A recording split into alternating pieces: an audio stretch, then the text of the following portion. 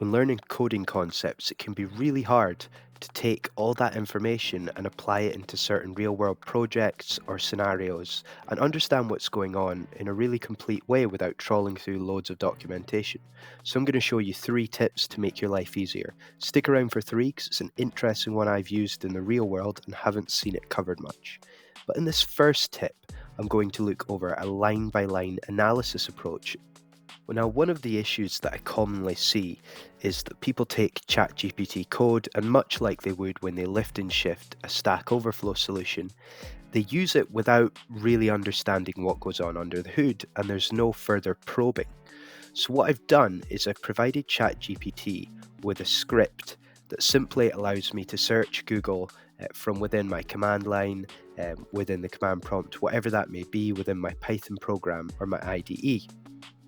But what I actually want to do here is assuming that potentially we were to pick this up from a source, we may not understand what everything does and therefore be able to validate what's actually happening and whether it's correct.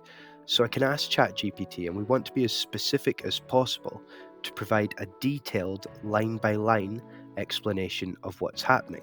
And that way, it can return the code that we've provided in a segmented fashion and then provide a supporting analysis or description.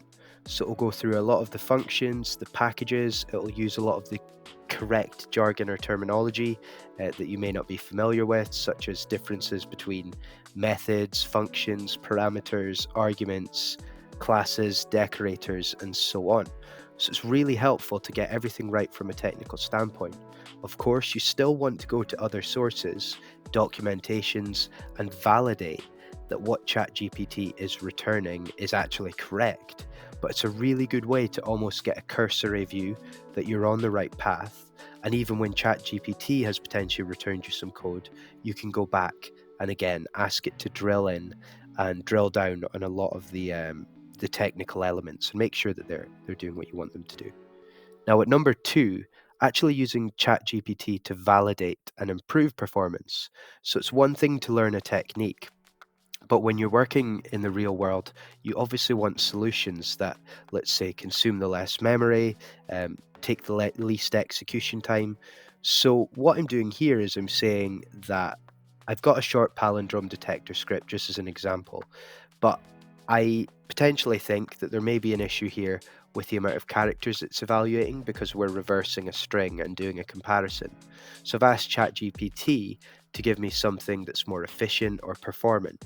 Now, I haven't actually guided it and said that I want to run 2 operations simultaneously or I want recursion. I've given it the freedom to do that. And that way, again, you can sort of validate that what your thoughts are correct, you're along the right line, and also you get a much more performance solution. And it's a really good way of getting you to think the right way and sort of question everything.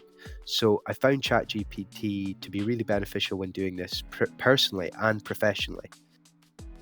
The last tip that I found really beneficial when doing sort of daily upskilling is making your code more realistic or real world friendly because when you're learning a concept, it's very isolated, but it can often be hard to picture how this will benefit you or how this will look when you're potentially using this within a complex environment. So I've got a really simple example, which is just appending values into an empty list, just brands of cars. But I've asked ChatGPT to go ahead and show me how this would look potentially in the real world.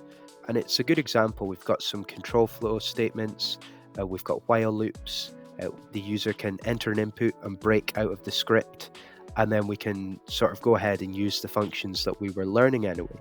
So this will really solidify that what you're learning is good, and it's going to benefit you in the long run.